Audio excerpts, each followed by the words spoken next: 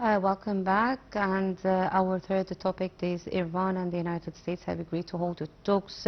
The attacks and will reportedly meet again on Tuesday in the Doha, discuss the Strait of Hormuz. And to shed more light over this, we are joined over the phone by Dr. Fouad Razek, the British and the international relations expert.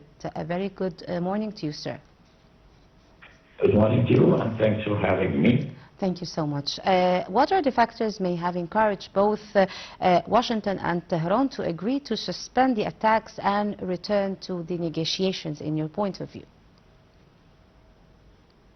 Actually, going to negotiations is a must for both parties, as we know the importance of the Strait of Hormuz, and this kind of agreement recently should be viewed as a tactical de-escalation rather than a comprehensive political settlement, because both Washington and Tehran appear to recognize a continued military confrontation could spiral into a wider regional conflict.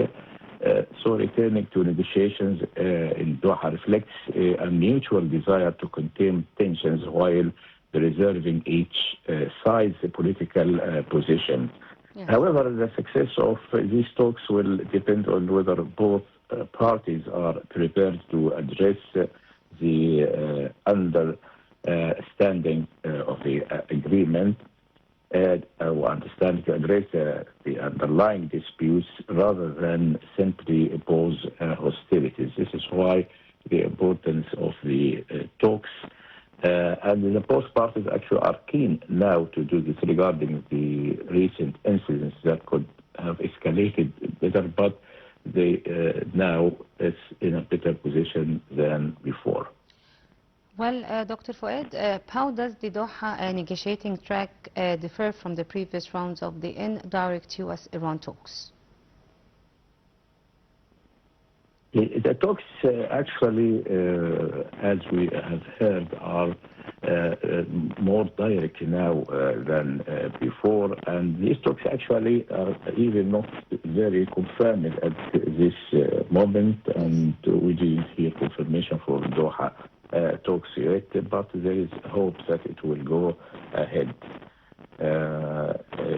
Of course, as we heard from the Iranian foreign minister statements regarding the management of Strait of Hormuz, raised so many concerns, among the parties, as it wants to the Strait of Hormuz to be Iran's exclusive responsibility, and these statements from the Iranian side are intended to reinforce Iran's claim that it is the principal regional power responsible for security in the Strait of Hormuz, and Tehran is signaling that any future security arrangements should recognize Iran's strategic role rather than rely solely on external military powers.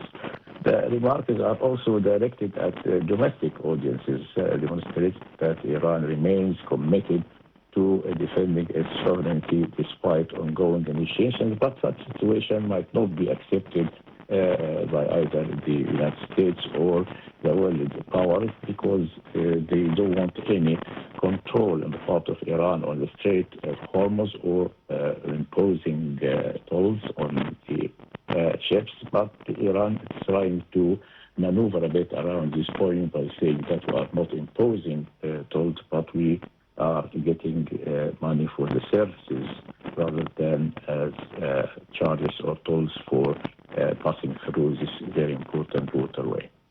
Well, Dr. Fouad, also talking about the challenges, what are the challenges that could undermine the implementation of this agreement? Challenges are, the situation taken by Iran in that respect, and Iran succeeded in making the Strait of Hormuz the main point of focus rather than the other elements, and it succeeded in delaying the other important issues like the nuclear program of Iran and missiles and the proxy sites for Iran. But now it centers on this, and I think both parties might consider, achieving this lifting of the siege and opening the Hormuz for extension as a success or a good beginning, but let's wait for more details on this when it comes to the more important issues. So many things, are hanging in the balance at the moment. Let me ask you something also concerning the Strait of Hormuz. What is the message that is Iran attempting to send by asserting that the strait is its exclusive responsibility?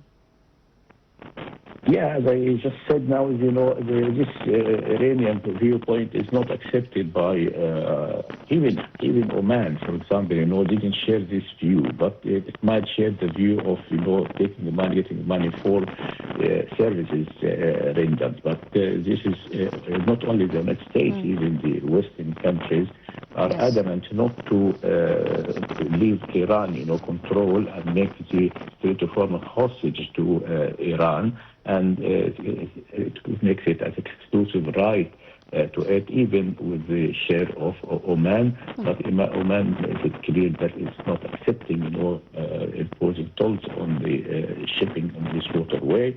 But it might understand a bit what Iran wants to do is getting money in indirect way rather than saying it's tolls on the ships.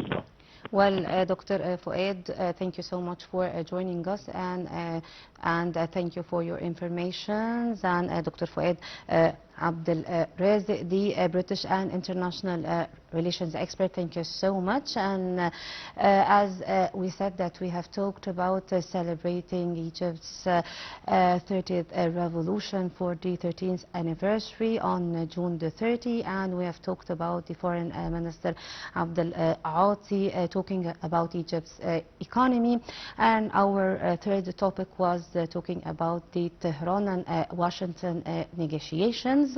By this we come to the end of our breakfast show. Thank you for watching, and please stay tuned on Nile TV International. It was Sahar Talofi.